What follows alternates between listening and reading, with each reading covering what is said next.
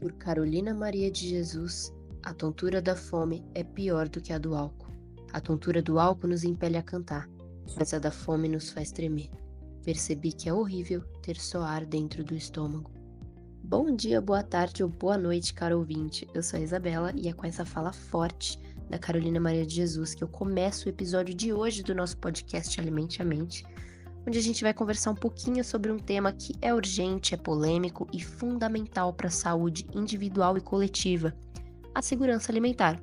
E aí, a gente bem sabe, vendo aí nos noticiários, ou mesmo na prática, fazendo o caminho para o trabalho todo dia, que as pessoas seguem sem ter o que comer e que a tontura da fome, tão bem descrita pela Carolina, ainda é uma realidade presente no Brasil. Mas, para a gente começar a destrinchar os tópicos aqui, é que eu pergunto: comer saudável é caro? Será?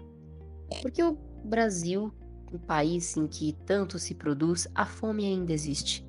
E por que existe tanta gente pobre e obesa? Bom, vamos entender isso melhor no episódio de hoje. E aí, partindo do básico, eu queria começar trazendo o conceito de segurança alimentar e nutricional, que quer dizer garantir que todas as pessoas tenham condições mínimas de se alimentar, ter um acesso regular e permanente a alimentos de qualidade em quantidade suficiente e sem comprometer outras necessidades básicas. Então é você conseguir comer no hoje sem ter que se preocupar se vai faltar no amanhã. Mas também não é só sobre comer, é sobre comer bem, com dignidade, respeitando a cultura alimentar e promovendo a saúde. Aqui no Brasil esse conceito ainda é muito ligado ao direito humano à alimentação adequada. Sempre se fala bastante de legislação, que está previsto ali na nossa Constituição, mas infelizmente estar garantido por lei não quer dizer que se faça cumprir na realidade. E aí eu queria trazer um dado aqui bem interessante para a gente aprofundar mais a nossa discussão, que diz o seguinte, que a insegurança alimentar grave atingiu 14 milhões de pessoas de 2021 a 2023 no Brasil, ou seja, eram 14 milhões de pessoas que não sabiam se iam comer ou não na próxima refeição. E assim, do outro lado, da margem do rio, o que a gente tem é que quase metade dos brasileiros terão obesidade até 2044. Esse é outro dado também surreal, sendo a maioria, a maior prevalência, em mulheres, negros e outras etnias minoritárias. E um questionamento que costuma pairar na cabeça de muita gente quando vê um dado desse, quando se depara com isso, é o seguinte: como é que tem tanta gente obesa no Brasil se tem tanta gente pobre? Isso porque o debate de como a pobreza e a obesidade andam lado a lado não é tão popular assim como deveria. Porque você entra num supermercado hoje e você tem o preço do azeite, você tem o preço do tomate, do café, do ovo, de legumes, da carne, todos esses nas alturas. E aí o que sobra para um brasileiro médio é a comida ultraprocessada, porque é o que tem, é o que dá. É a opção mais barata e, o mais importante aqui, é rápida e prática. Porque também pouco se fala do privilégio que é ter tempo para comprar e preparar a própria comida. Além disso, conhecimento também, claro, que vai compor também essa tríade socioeconômica. Se a gente for parar para pensar, também é um privilégio você ter a informação ao seu alcance, de poder pegar um produto numa gôndola do supermercado que tem uma lista imensa de aditivos químicos e saber que aquilo não vai ser legal para o seu corpo. Mas bem, isso é um papo para outro dia.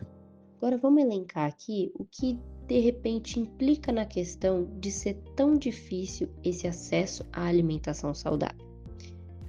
Parando para pensar, o acesso então ele pode ser dificultado por N questões, como exemplo a desigualdade social, talvez a mais famosa, a mais expressiva aí que logo vem na mente, é a desigualdade social. Preços elevados dos alimentos in natura também, como eu citei agora há pouco no supermercado, você vai e acha preços exorbitantes de alimentos que deveriam estar em preços acessíveis. Por sua vez também, isso é muito influenciado pelas constantes mudanças climáticas que o mundo vem passando. Políticas públicas insuficientes também entram aí nessa lista. E eu acrescentaria ainda falta de educação alimentar e nutricional, para voltar ali e interconectar com aquela questão do conhecimento que eu falei da nossa tríade socioeconômica. Enquanto isso, na contramão, nós temos os alimentos ultraprocessados, alimentos ricos em açúcar, em sódio e gordura saturada, sendo mais barato, mais atrativo e mais acessível. E aí, uma questão interessante que contrasta nesse aspecto é a geografia de espaços e a acessibilidade dentro de cada um deles. Então, pegando aqui grandes cidades aí de exemplo, grandes complexos urbanos onde você tem os chamados pântanos e desertos alimentares. Mas o que seria isso? De um lado você tem o pântano alimentar, correspondendo àquelas áreas urbanas com abundância de estabelecimentos que comercializam ali alimentos ultraprocessados, como fast food, que mais, refrigerante, enfim. E do outro lado você tem o deserto alimentar, que é ligado à ideia de escassez, do acesso a alimentos saudáveis. Então, sendo um contraponto um do outro, em um você restringe o acesso e no outro você incentiva o consumo dos não saudáveis. Como é que fica o poder de escolha nessa questão? Como é que fica o aspecto da soberania alimentar? A saúde dessas pessoas a longo prazo, vítimas desse sistema que tão cruel e grande exportador de commodities, se orgulha em levantar a bandeira de que o agro é pop, o agro é tudo, mesmo diante de uma parcela significativa do seu povo sem ter o básico em casa para se alimentar. Mas diante desse limbo mega desanimador, o que pode ser feito? Será que a gente está num mato sem cachorro? A verdade é que sempre tem algum caminho. A passos lentos não é como se a gente fosse ver uma grande mudança a nível federal, até porque isso depende da articulação política e estrutural, muita luta de classes por trás, muita ação integrada. Não é um ambiente justo que se constrói da noite para o dia e que a gente vai ver no amanhã.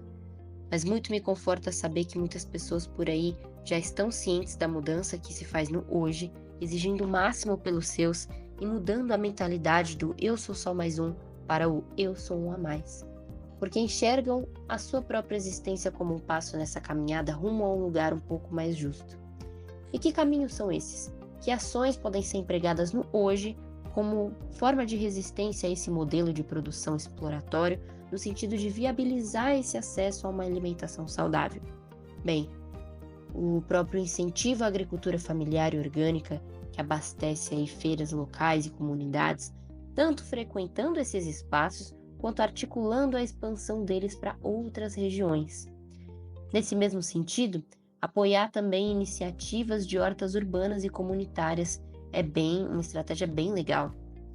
A implementação da educação nutricional nas escolas desde a infância, abordando pilares da alimentação saudável, do combate ao desperdício, englobando inclusive, de maneira didática e adaptada, claro, ao público infantil, a discussão da fome no mundo e como ela se desenha no nosso atual tabuleiro geopolítico.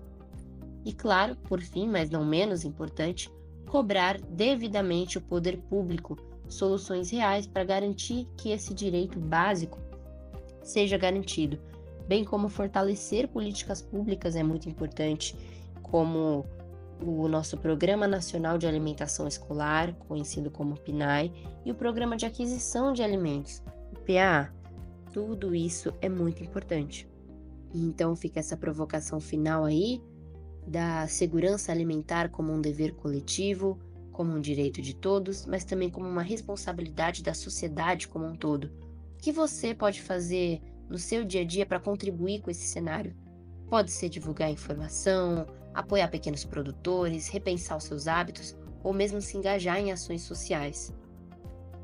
Mas o importante mesmo é seguir sempre trabalhando o senso crítico dessas questões humanitárias que são tão urgentes. E é isso, eu espero que você tenha gostado do nosso episódio de hoje, que ele tenha servido e ficado de lição aí como um chamado para o inconformismo diante do cenário tão revoltante que a gente vive hoje em dia. Um beijão e até a próxima!